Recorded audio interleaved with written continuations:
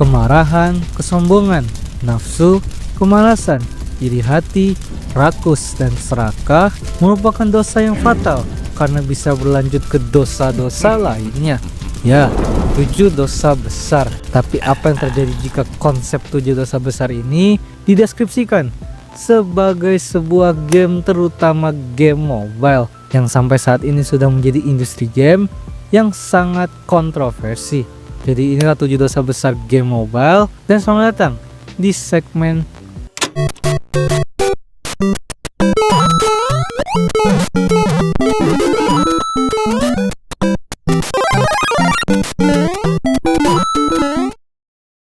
disclaimer.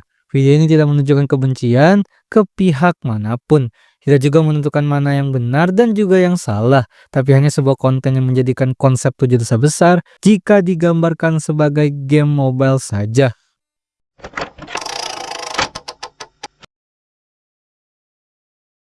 Kita awali dengan dosa paling besar semua game mobile saat ini, yaitu greed atau serakah, atau lebih simpel lagi yakni kikir. Dimana game-game mobile seperti ini biasanya memiliki sistem yang dikit-dikit microtransaction, dikit-dikit top up, dan dikit-dikit iklan. Karena yang game ini pikirkan hanyalah bagaimana agar kalian bisa menghabiskan duit dari dompet kalian sendiri. Tidak jarang game-game yang greedy ini bahkan sengaja mempersulit progress in-game, entah dengan merilis karakter overpower yang menghancurkan keseimbangan game, mempersulit resource in-game, dan memberikan waktu yang super duper lama untuk melanjutkan progress gamenya. Semua itu dilakukan agar player terpaksa melakukan top up agar pengalaman bermain tidak terganggu. Dan masih banyak lagi cara para game-game kikir ini untuk meraup keuntungan dari kalian. Spam iklan di game, update rilis item yang sifatnya kosmetik terus menerus, memberikan stamina, PT gacha yang rendah, dan lain-lain. Karena sekali lagi yang mereka hanya peduli hanyalah cuan dari game itu sendiri.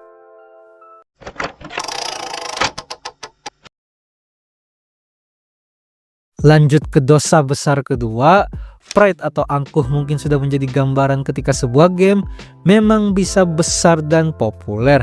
Tapi jelas dosa ini bertajuk pada game-game mobile yang ketika sedang di masa sukses dan jaya-jayanya, developer tak jarang merasa sombong dan angkuh sehingga tidak pernah ingin mendengarkan para komunitas playernya. Mereka cenderung akan terus bergerak sendiri dan mengupdate game yang populer tadi dengan cara mereka sendiri pula.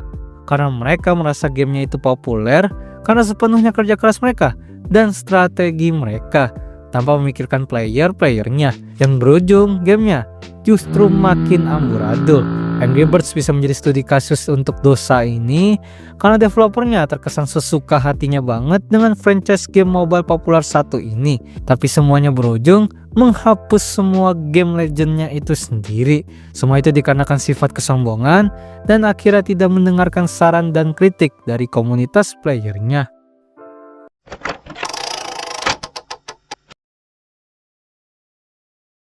Dosa yang disenangi para pria, nafsu nyata sudah menguasai semua industri termasuk game mobile. Game-game dengan dosa seperti ini jelas adalah game yang dinilai jualnya itu hanya berfokus pada fan service semata, gacha waifu, desain karakter yang terlalu dibesar-besarkan, pokoknya porno elit, mekanik sulit.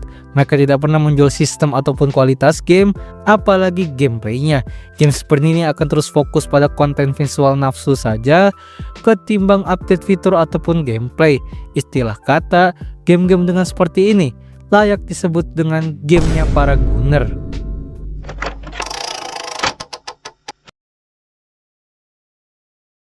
Ketika ada sebuah game yang sukses besar dengan fitur tertentu, rasa envy atau iri hati terkadang sangat menyiksa batin ini.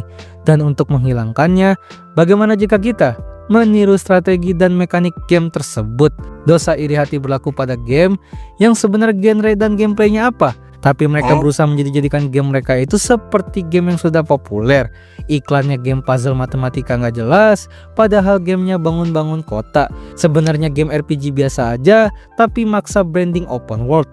Game-game simulasi biasa, tapi maksa menjadi simulasi sosial, kayak game Roblox. Game sebelah lagi populer-populer ya karena mini game auto chess, malah ikut-ikutan bikin. Seringkali fenomena ini bahkan membunuh ciri khas dan value dari gamenya itu sendiri.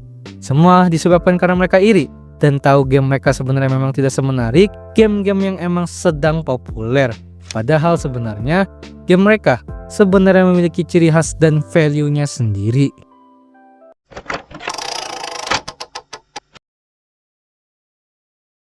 Bermain game seharusnya digunakan untuk bersenang-senang, menghilangkan stres, dan mengisi waktu luang. Tapi semua itu berubah karena game mobile memiliki dosa amarah. Mereka memanfaatkan amarah playernya untuk keuntungan sendiri. Seperti contoh game simulasi penyiksaan seperti Kick the Body yang mengutamakan amarah playernya sebagai gameplay utamanya. Ada juga game yang sebenarnya simple tapi memang sengaja didesain untuk memancing emosi. Flappy Bird ataupun Level Devil merupakan contoh game mobile yang memang sengaja didesain untuk membuat playernya rage quit. Jarang juga dosa ini berlaku pada game yang memang memiliki sistem kompetitif yang toksik, sehingga ujung-ujungnya hanya mengundang amarah player semata. Dan ya, semuanya adalah tentang amarah.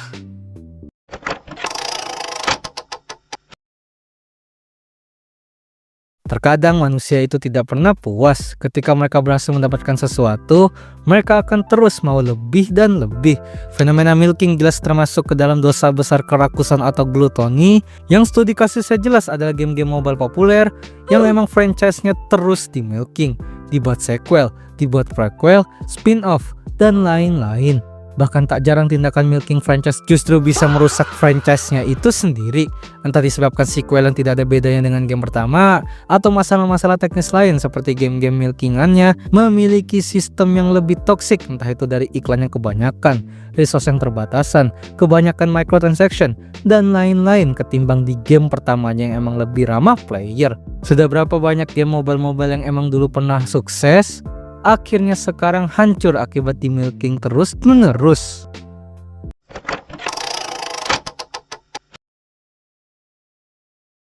Akhirnya sampai di dosa terakhir, yaitu malas atau slot, yang jelas sudah mendeskripsikan betapa banyaknya game mobile tiruan di luar sana. Mereka hanya bisa copy paste game-game yang sudah populer dan hanya mengganti style art dan namanya saja. Sudah berapa banyak plagiat game Minecraft, plagiat Clash of Clans, plagiat game Candy Crush, dan masih banyak lagi. Semua dikarenakan memang banyak developer yang malas dan akhirnya membuat game yang copy paste semata. Karena sudah terlalu malas untuk memikirkan hal lainnya seperti marketing dan lain-lain, ya toh gamenya dengan style ini emang udah populer dari sananya. Pada akhirnya dari dosa-dosa yang udah gue jelaskan tadi, kita sudah bisa melihat betapa sistematiknya dan formulatifnya industri game, terutama pada pasar game mobile sekarang. Karena jika ingin inovatif dan keluar dari zona nyaman, itu benar-benar memiliki resiko yang tinggi. Sehingga industri game zaman sekarang, apalagi mobile, ya berputar-putar pada strategi yang gue mention di chapter-chapter sebelumnya aja. Terima kasih telah nonton video ini. Gimana? Apa kalian juga merasa game mobile sekarang itu ya aneh-aneh? Silahkan komen aja. Video ini sekali lagi menjelaskan satir kalau memang industri game mobile kesannya itu sudah mudah ditebak arahnya itu mau kemana. Ya entah mau jadi game kikir lah, game Fortnite lah, game plagiat, ataupun game-game yang lainnya. Terima kasih juga kepada member channel Dazzle yang udah terus support lebih di channel ini. Jadi jangan lupa subscribe Dazzle. Dah.